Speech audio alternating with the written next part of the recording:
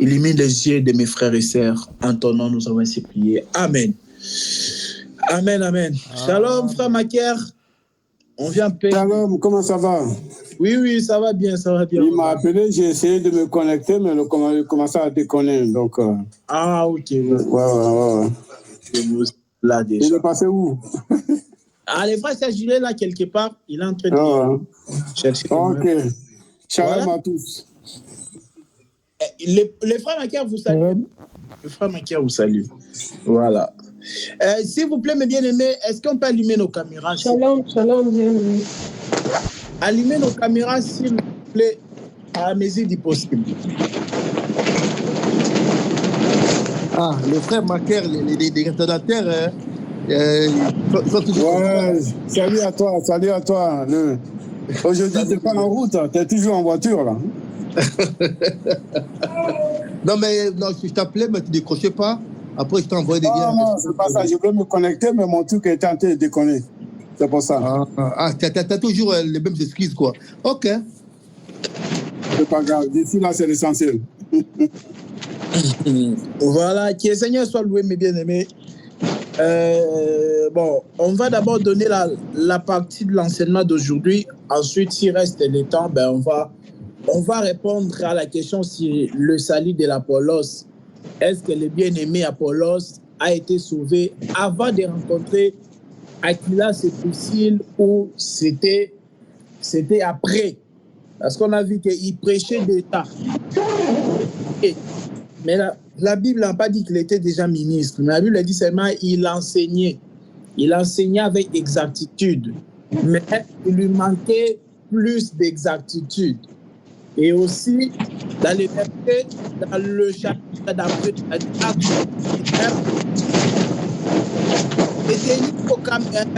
allumez vos caméras et fermez vos micros, s'il vous plaît, mes bien-aimés. Oui.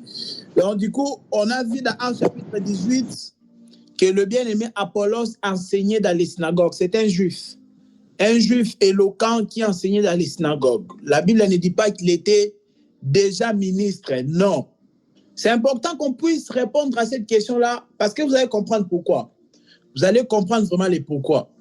Maintenant, dans Actes chapitre 18, on dit que quand bien même Apollos enseignait déjà, était un homme éloquent, mais un jour, il a rencontré Aquilas et Priscille.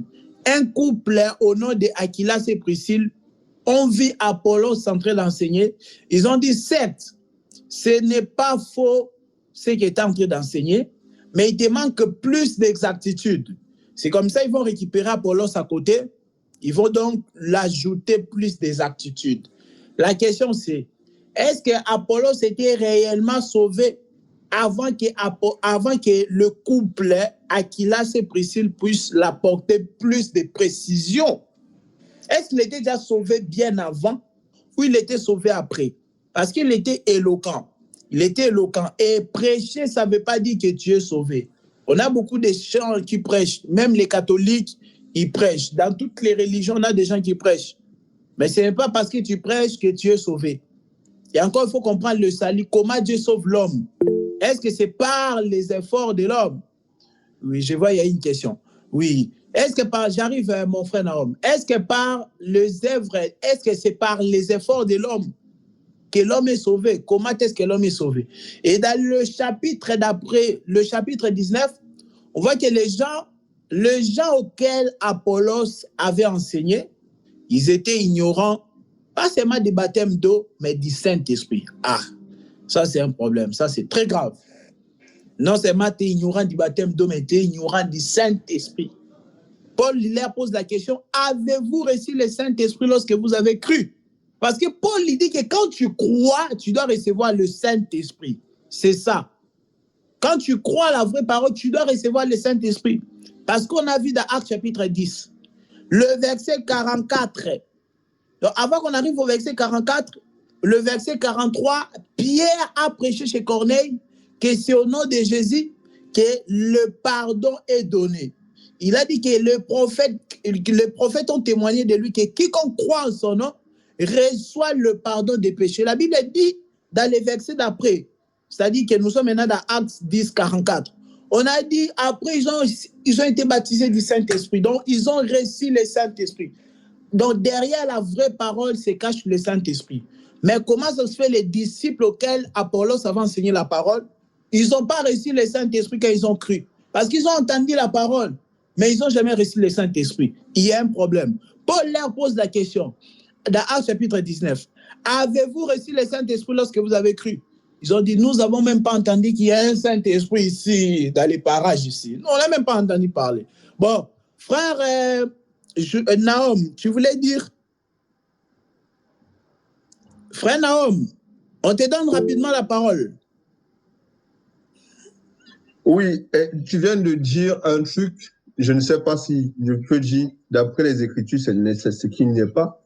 Tu as dit, parce qu'il prêchait, alors il n'était pas sauvé.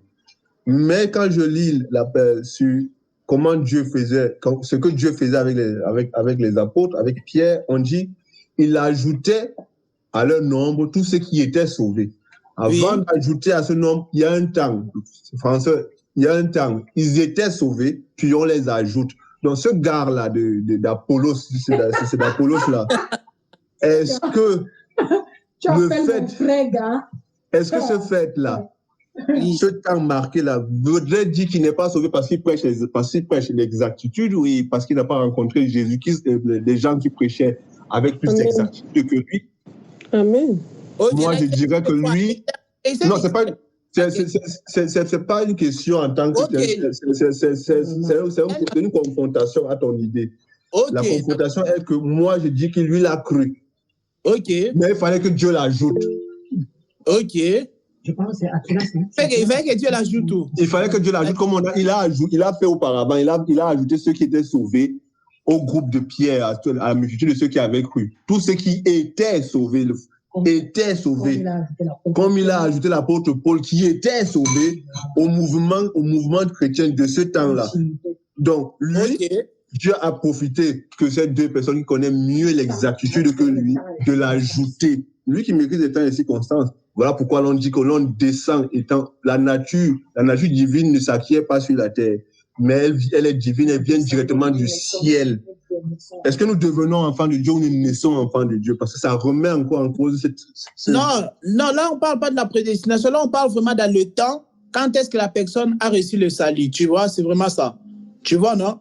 On sait que c'était un prédestiné, ça on sait, mais on dit dans le temps. Parce que dans le temps, chacun de nous doit savoir quand est-ce qu'il a entendu le vrai évangile. À peu près c'était en quelle année, chacun de nous il sait. À peu près quelle année, oui, moi je sais, c'était en quelle année, j'ai commencé à entendre les choses, tu vois. Donc là, vraiment, on est dans le temps. La question, ce n'est pas dans l'éternité, à mon frère Nahum. Hein? Frère Serge, jusque-là, on n'a pas encore commencé l'enseignement. De toute façon, je ferai un signe pour l'enregistrement. Non, c'est pas grave. Ah, jusque-là, on n'a pas encore commencé. Hein? Non, l'enseignement n'a pas encore commencé. Donc... Ok, ben, je vais couper l'enregistrement parce que là... Ouais, toujours. Shalom, ma sœur Myriel. Shalom, shalom. Vraiment désolé pour le retard. Oui, ça fait plaisir de Je suis en train de travailler. De toute façon, on était en train de répondre à une question. On n'a pas encore entré dans le vif de notre thème d'aujourd'hui. Je ne parle pas de la prédestination, frère Roland. Oui. Sur la terre. Oui. Ma belle Wana. Ici. Oui. Mais regarde, frère Nahum. Frère Nahum. Je te suis. En fait, ce qu'il faut faire, il faut prendre vraiment le temps de lire Acte 18, Acte 9. Comme ça, vraiment, tu vas voir, tu vas faire une bonne conclusion. Tu vois? Vraiment, quand tu vois, quand la Bible fait mention d'Apollos, dans Acte 18, là, tu vois que la Bible dit un juif. Tu vois, on n'a même pas, ce n'était pas un ministre. Non, on dit un juif qui était éloquent et enseignait dans les synagogues concernant Jésus. Tu vois, il enseignait, mais la Bible dit qu'il lui manquait plus d'exactitude. C'est pourquoi j'avais dit l'autre fois, il faut qu'on comprenne c'est quoi que la Bible appelle plus d'exactitude. Ce n'était pas la connaissance de cette sceaux. Non. Ce n'était pas qu'il ne connaissait pas les mystères de cette sceaux. Ce n'est pas ça. Il faut qu'on comprenne c'est quoi plus d'exactitude. Et c'est vraiment logique quand on lit la suite.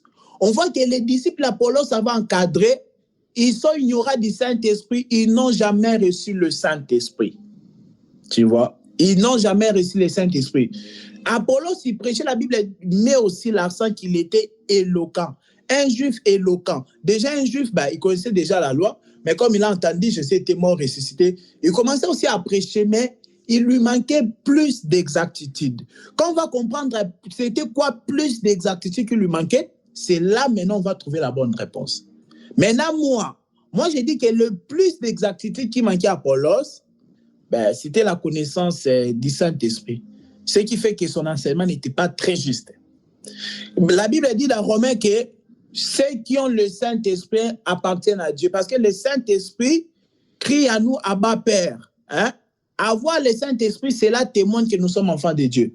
Quelqu'un qui part à l'église mais qui n'a pas le Saint-Esprit, il ne sera même pas enlevé. Il ne sera pas enlevé. Oui, frère Naom. J'ai encore un problème. Tu dis, parce qu'il n'avait pas le Saint-Esprit, il prêchait des choses qui n'étaient pas très justes. La Bible, le français, nous dit que c'était exact, frère Roland. Mais comment peux-tu me dire alors que c'est quelque chose qui n'est pas juste, n'est pas exact? Regarde, j'ai dit ceci, hein. La Bible dit que c'était exact, c'est ce qu'il prêchait concernant Jésus, tu vois. C'est-à-dire qu'il n'était pas en train de piétiner les prophètes, non. Il n'était pas en train de massacrer, crucifier les prophètes. Non, c'est pas ça. C'est que c'était juste ce qu'il prêchait par rapport aux Écritures. Mais regarde, la Bible dit que ça lui manquait plus d'exactitude. C'est ce que j'ai dit. Les problèmes sont au niveau de plus d'exactitude. Lorsqu'on va réussir à définir plus d'exactitude qui manquait à Apollos, c'est là maintenant on va trancher l'affaire. Tu vois? Maintenant, moi, je dis que si je comprends la suite de ça, plus d'exactitude qui lui manquait, c'était la connaissance du Saint-Esprit. Parce qu'il a encadré des gens. Mais les gens là, ils ne savaient pas c'est quoi le Saint-Esprit. Acte 19, vraiment, c'est la honte. Pour eux, pour les disciples d'Apollos. Paul, il dit, est-ce que vous avez reçu le Saint-Esprit lorsque vous avez cru? Parce que quand on croit, on doit recevoir le Saint-Esprit. Mais pas, il y a une différence, hein? Recevoir le Saint-Esprit et la manifestation du Saint-Esprit. Le Saint-Esprit peut se manifester plus tard, quelques mois après. Mais recevoir des gens, on les reçoit lorsqu'on croit la bonne parole. Même si tu ne sens pas des sensations, tout ça, mais quand tu crois la bonne parole, Dieu n'est pas dans tes émotions, tu reçois le Saint-Esprit. Malgré tes faiblesses, malgré tes failles encore, le Saint-Esprit vient en toi. Voilà pourquoi on attrape aussi les prédicateurs religieux. Les prédicateurs religieux disent qu'il faut être parfait pour que le Saint-Esprit vienne en toi.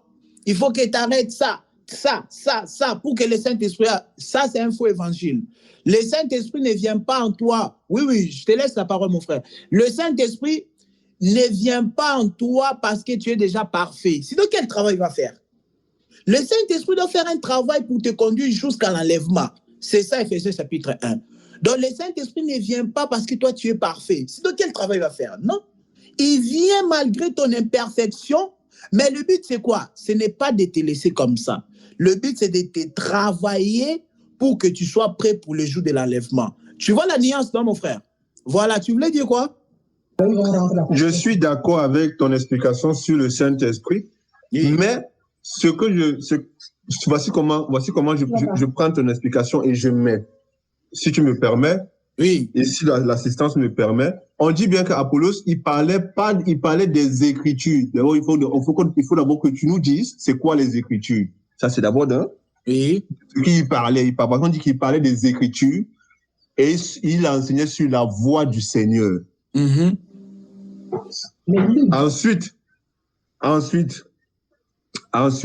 parce que c'est dans le verset 25, on dit il était inscrit dans la loi. On dit un juif nommé Apollos, originaire d'Alexandrie, homme éloquent et versé dans les Écritures, 20 à 13. Il était instruit dans la voie du Seigneur et fervent d'esprit. Oui. Et fervent d'esprit, il annonçait et enseignait avec exactitude ce qui concerne Jésus. Oui. Bien qu'il ne connut que le baptême de Jean. Oui.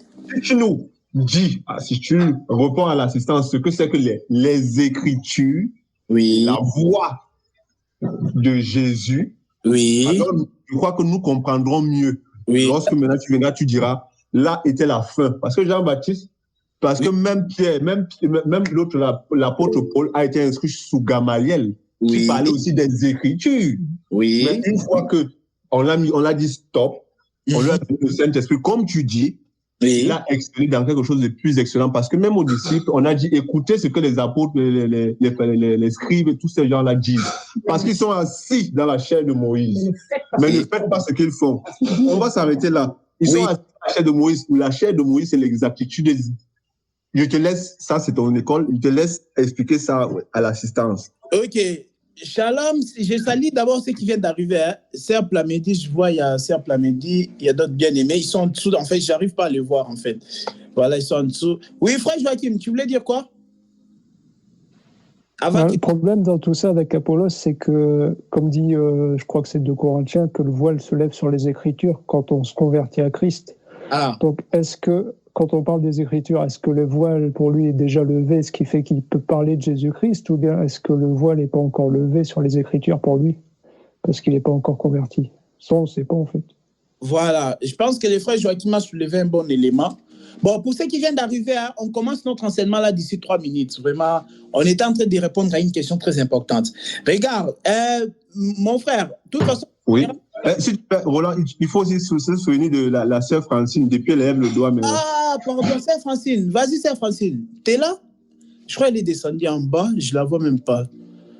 Sœur Francine? Non. On la voit pas là. Non, elle va revenir. Je crois qu'elle va revenir après. Ouais. Donc, je disais ceci. Je pense que le frère Joachim a soulevé aussi un élément très important. Et tu peux lire les Écritures, tu peux répéter les Écritures correctement, mais attention, cela ne veut pas dire que le voile est déjà ôté.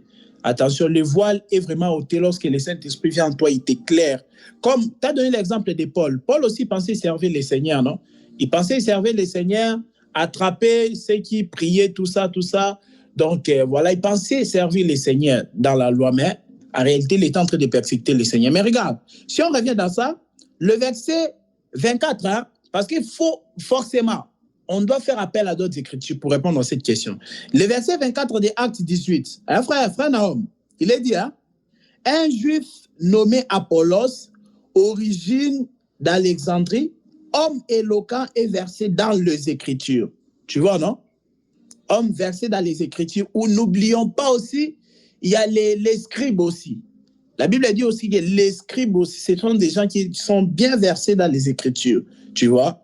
Donc, les principaux sacrificateurs, les scribes, ils sont bien versés dans les Écritures, raison pour laquelle même lorsque Jésus est né, Hérode n'a pas fait appel à n'importe qui. Hérode a fait appel aux principaux sacrificateurs et aux scribes qui étaient bien versés dans les Écritures. Mais est-ce que les scribes, la voile était déjà ôtée, comme le frère Joachim dit, tu vois? Est-ce qu'ils avaient le Saint-Esprit, les scribes? Ça, c'est une question. Est-ce que les scribes avaient le Saint-Esprit? Parce qu'ils étaient bien aussi versés dans les Écritures, ils maîtrisaient les Écritures des prophètes, tout ça. Maintenant, je continue. On dit qu'ils étaient bien versés. Le verset 25, hein?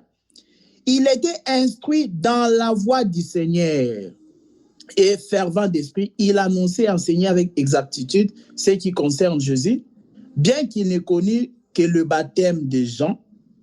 Donc, maintenant, voilà, il s'est mis à parler librement dans la synagogue. Aquilas et Priscille, l'ayant entendu, le prirent avec eux et lui exposèrent plus exactement la voix de Dieu. Ça, il faut qu'on souligne ça. Aujourd'hui, je vais m'arrêter ici.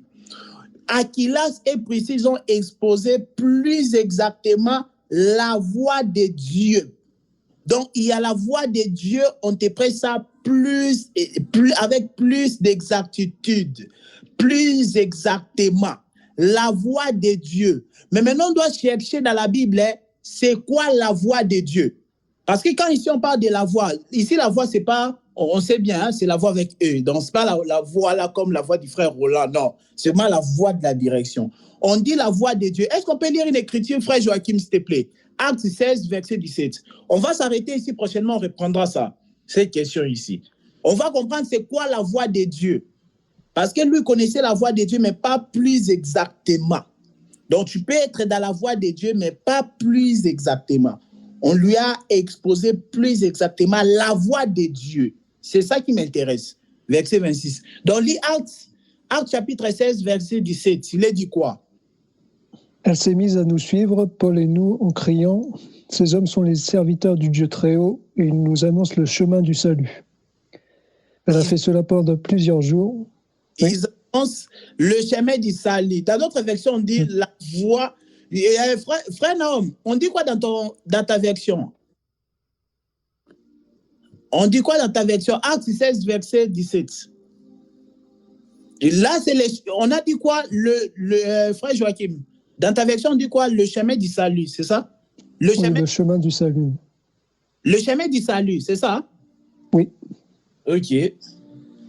Acte 16, verset 17. 16 et se mit à nous suivre, Paul et moi. Oui. Elle criait, ces hommes sont les serviteurs du Dieu très haut, Oui. et ils vous annoncent la voie du salut. Donc c'est lui, c'est donc. Merci beaucoup. Tu vois, le chemin du salut, la voie du salut, c'est la même chose. Frère Serge, on est en train d'atterrir déjà.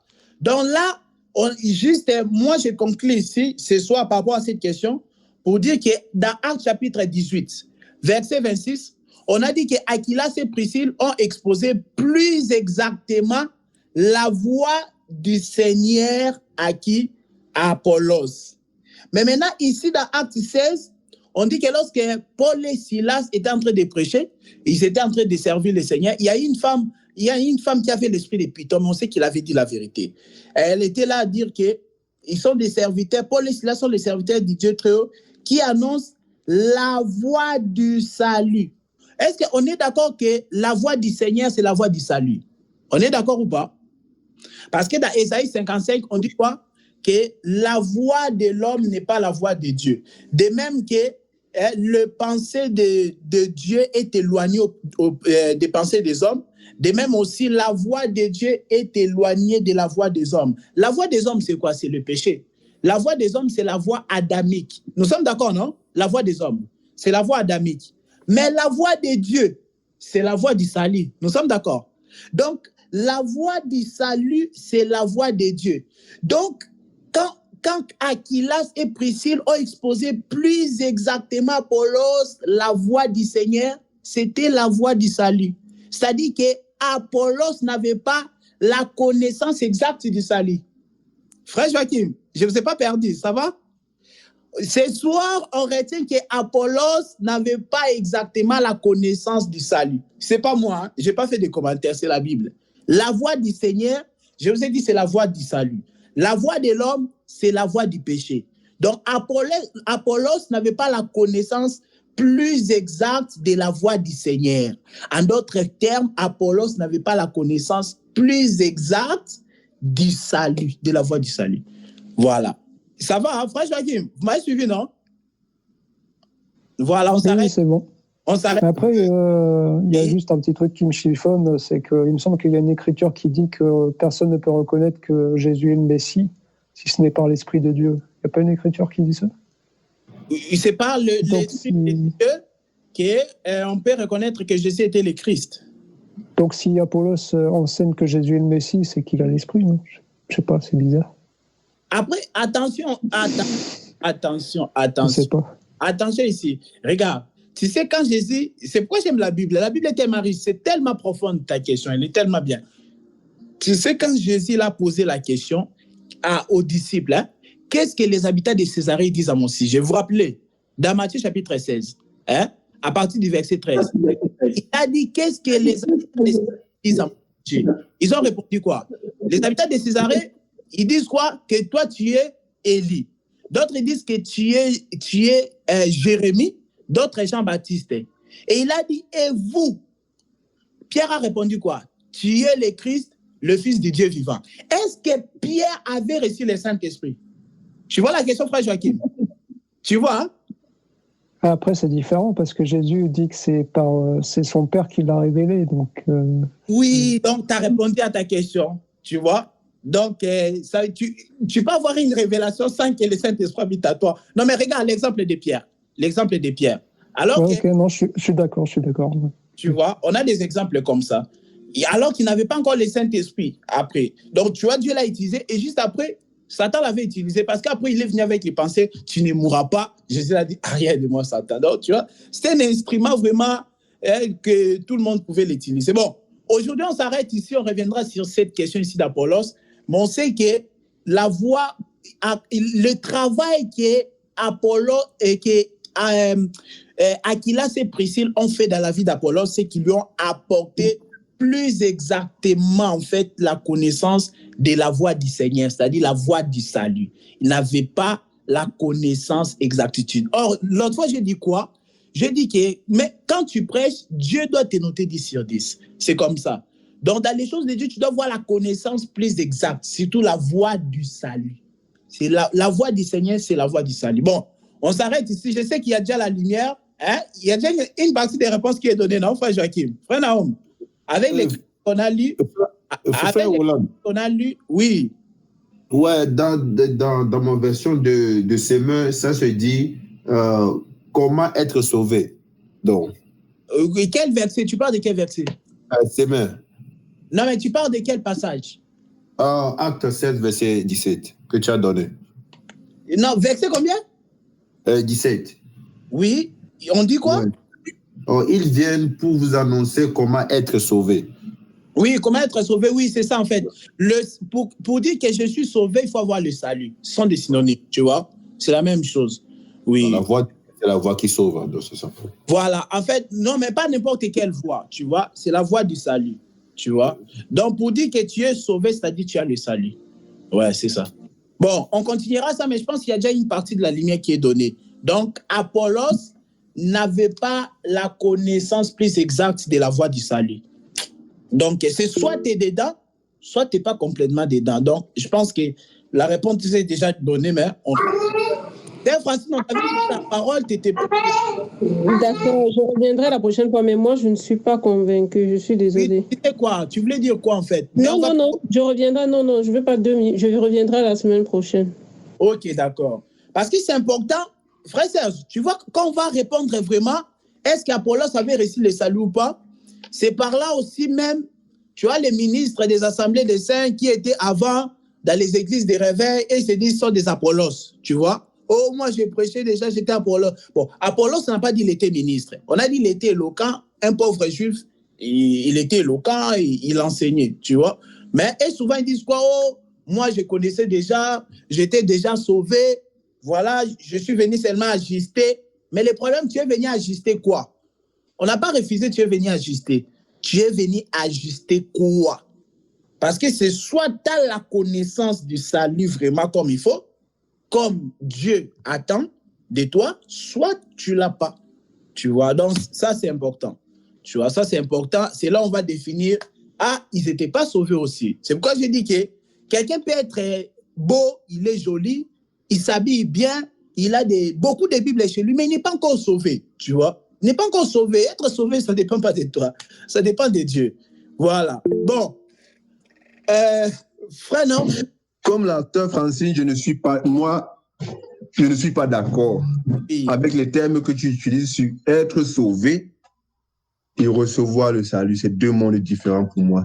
2 mondes diamétralement opposés. La Bible déclare là-bas que il ajoutait ceux qui étaient sauvés. On dit bien Dieu, lui, il ajoutait ceux qui étaient sauvés. Parce que là, maintenant, tu viens de dire qu'ils viennent te dire qu'ils étaient sauvés. S'ils disent qu'ils étaient sauvés par rapport au trône, ils étaient sauvés. Tu ne peux pas venir dire maintenant ici qu'ils ne sont pas sauvés. Est-ce qu'ils sont devenus enfants de Dieu sur la terre? Là, il y a encore une question. Donc, tu crées beaucoup de controverses quand tu parles. Non, le problème de frère Naom, c'est quoi? Le problème de frère Naom, c'est que, en fait, toi, tu veux mélanger avec le salut dans l'éternité avec les temps. Or, nous c'est pas ça. On ne parle pas de l'éternité. Nous, c'était plus dans les temps. Tu vois?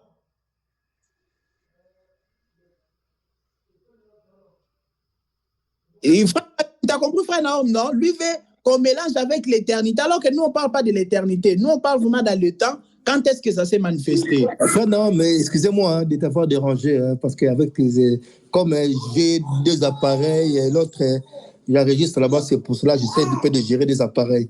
En fait, moi, je voulais un peu voir par rapport à frère Naom, tout ce qu'il a dit. Donc, c'est que toi, frère Naom, tu ne crois pas à la prédestination? Non, c'est pas ça. Non, parce que quand, en fait, le fait de dire que quand la Bible dit que non, il a ajouté donc, c'est que ces gens-là n'étaient pas convertis, en quelque sorte, quoi. Parce que si tu lis vraiment la lettre, comme le frère Naom le dit, donc, il a ajouté ceux qui étaient sauvés, donc, Donc, voici ce que je dis pour aller très vite, puisque Roland veut prendre sa parole. oui. La prédestination, elle est vraie, elle est indiscutable. Mais mon problème avec le frère Roland, c'est sur les temps. Quand un homme parle qu'il est sauvé, il faut lui demander. Pourquoi vous demandez lui par rapport à quel temps il parle? S'il parle sur la terre, lui sur la terre, il doit nous conduire, comme il a conduit Paul, il a conduit Apollos, il a conduit n'importe qui vers le salut. Mais est-ce que Dieu, on m'a appris une chose, c'est que Dieu a son corps et il va le reconstruire tel qu'il a fait depuis l'éternité. Roland, Joël, je ne sais pas, tout le monde si nous sommes membres de son corps, nous allons retourner. C'est la prédestination, frère. C'est pas ça. C'est donc ça. Je crois dans la prédestination. Mais j'ai un problème avec le temps. Entre le temps, tu vois, Roland parle du temps, mais quand il dit était, moi je prends ça, je mets dans la Bible. Était là, c'est l'éternité. Si c'est sur la terre, il faut utiliser encore un autre terme pour bien préciser que nous sommes sur le domaine terrestre. Ah, d'accord. Là, excusez-moi, là, je vois là maintenant, donc la parole c'est à Roland. Moi, je comprends ta question, hein, Roland. Si vraiment, moi je te dis, c'est vrai, c'est vraiment très important sa question. Si tu peux donner encore plus de lumière, plus d'exemples, plus de versets bibliques pour nous éclairer, parce que mieux vaut poser des questions pour bien avancer en fait, c'est ça quoi. Ok. En fait, c'est comme si je comprends, c'est comme si le frère Naom me dit que les termes sauvés, on doit laisser ça pour l'éternité, et dans les temps, c'est le salut, c'est ça? Non. Toi, c'est plutôt... On a des temps. Oui. Je ne sais pas comment dire. On a des temps où l'Éternel agit. Je suis d'accord avec toi. Oui. Tu m'as dit que tu n'es pas dans l'éternité, tu es sur la terre. Je suis d'accord.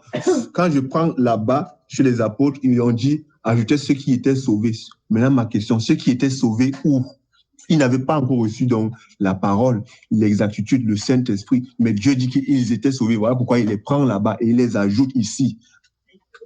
Maintenant. Encore ça, on doit préciser. Voilà. C'est toute ma préoccupation, la lumière de toutes ces choses que je demande. En fait, tu vois dans Acte 2, hein, frère Joachim, quand la Bible dit que Dieu ajoutait à l'Église ceux qui étaient sauvés, les membres de ceux qui étaient sauvés. C'est ça, non? L'Écriture dit ça. Dieu ajoutait à l'Église. Le problème maintenant, il faut qu'on se mette d'accord avec les frères Naom. Quand Dieu dit que Dieu ajoutait à l'Église là, est-ce que Dieu parlait d'Église locale ou l'Église corps du Christ? Toi, tu comprends quoi par rapport à ça, frère Naom? Déjà, dans le verset platoniquement, il ajoutait à l'Église locale. Oui. Et puisqu'on est... Ok, on s'arrête là. Ok, d'accord. On reprendra ça prochainement. Mais retenez aussi une chose. Donc, du coup, on est d'accord que, par exemple, quand Pierre a prêché le jour de la Pentecôte, avant, ils étaient 120. Quand il a prêché, la Bible dit le nombre des disciples s'augmentèrent environ 3000. Donc, vraiment, il a ajouté à l'église locale ceux qui étaient sauvés. Tu vois? Mais ceux qui étaient sauvés là, ils étaient sauvés quand? Mais c'est quand ils ont entendu la parole.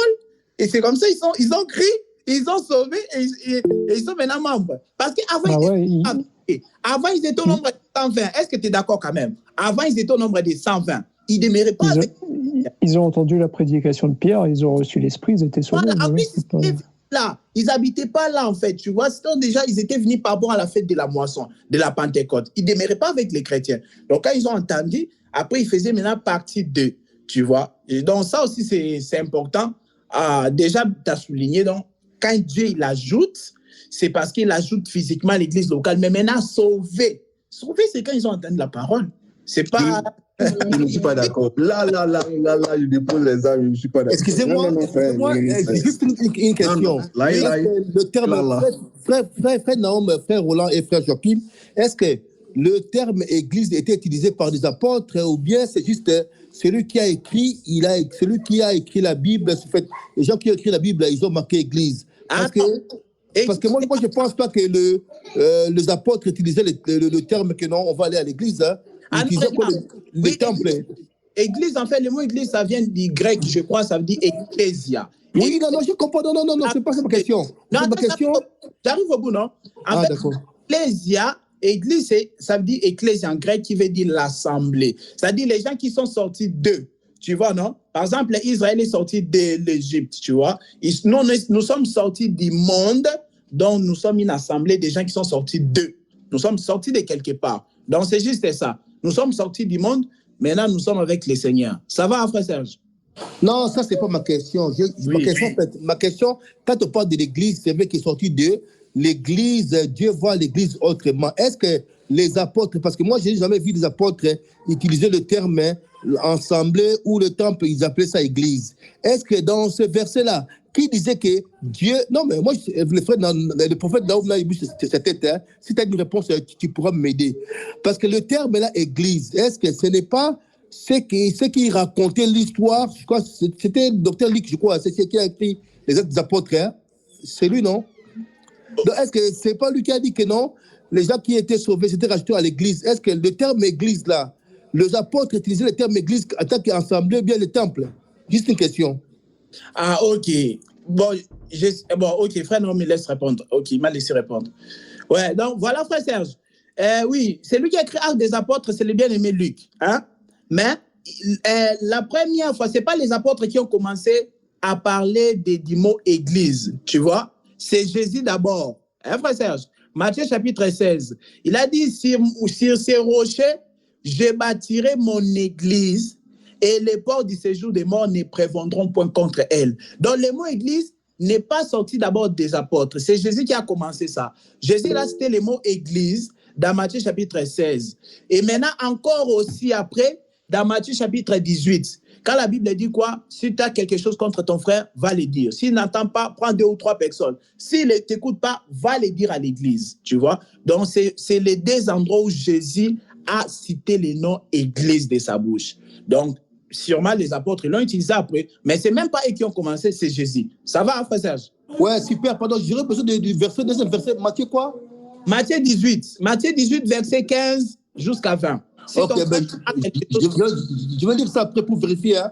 Donc, oui. C'est parce que moi, en fait, quand j'ai l'histoire de Jésus, je savais que quand il parlait de l'église, il parlait d'autre chose. Hein. Il ne parlait pas du bâtiment, il ne parlait pas du temple, quoi. Ça, juste par rapport à ça. C'est pour cela qu'on dit que non, les gens rajoutaient peut-être d'autres choses. D'autres personnes, hein, quand ils emploient ces versets-là, ce n'est pas par rapport au bâtiment, mais par rapport à l'église de Dieu, quoi, le temple de Dieu. Oui, tu vois, quoi. Il y a des significations dans la Bible. Il y a église, si. corps. C'est bon, ouais, c'est bon, c'est bon. Je vais faire ça. Matthieu 18, je vais faire ça après. Hein. Bon, frère Joachim va dire un truc. Après, on va commencer l'enseignement. On finit à 45. Donc, voilà. Donc, comprenez, on va finir à 45. Oui, frère Joachim. Ouais, juste pour la précision, c'est que la situation de Pierre où les disciples sont ajoutés à l'église et la situation d'Apollos sont différentes, vu qu'en acte 2, Pierre fait sa prédication, puis il leur dit « Changez d'attitude et que chacun de vous soit baptisé au nom de Jésus-Christ pour le pardon de vos péchés, vous recevrez le don du Saint-Esprit. » Un peu plus bas, on peut lire « Ceux qui acceptèrent sa parole furent donc baptisés. Ce jour-là, le nombre des disciples augmenta d'environ 3000. » Encore un peu plus bas, le Seigneur ajoutait chaque jour à l'Église ceux qui étaient sauvés. Donc, ceux qui sont comptés comme sauvés, là, c'est ceux qui ont reçu le baptême et le Saint-Esprit. Tandis que chez Apollos, il est bien dit que les gens ne connaissaient que le baptême de Jean-Baptiste. Très bien. Cette pensée, moi, je ne suis pas d'accord parce qu'elle annule la prédestination. La prédestination ne voudrait pas que tu reçois le baptême ou que tu sois enseigné pour être sauvé. Comme j'ai dit plus haut, si nous sommes de son corps, il trouvera le moyen de nous réintégrer. Ah oui, mais ça, c'est encore différent. C'est ce que dit Paul quand il dit le jour du salut, je t'ai secouru, ou un truc comme ça. Il y a un temps pour être secouru, pour être sauvé, mais tu es déjà sauvé dans le... Donc maintenant, si je comprends bien, vous parlez du secours et non... Oui, voilà, oui. Le salut dans le temps, non pas le salut dans l'éternité. Non, le salut dans le temps, ça existe. Regarde. Non, mais frère, il faut qu'on donne des versets pour qu'ils croient. Par exemple, Éphésiens chapitre 2, verset 8, tu vois, Éphésiens 2, chapitre 8 à 9, on dit, vous êtes sauvés par la foi, par la grâce, au moyen de la foi. Tu vois, la grâce est vraiment venue dans le temps. Et nous avons manifesté la foi. C'est comme ça que nous sommes sauvés. Éphésiens 2, chapitre 8. Vous êtes sauvés par la grâce, au moyen de la foi. Et la Bible dit, ce n'est point par les œuvres, afin que personne ne se glorifie. Les œuvres, c'est ici, c'est qu'on a la chair, tu vois. Voilà. Ça va, hein? On avance alors. Là, maintenant, on a 2 situations où tu as sorti 2 situations, 2 mondes bien différents, 2 temps bien distincts. Cette parole-là bien distinguée.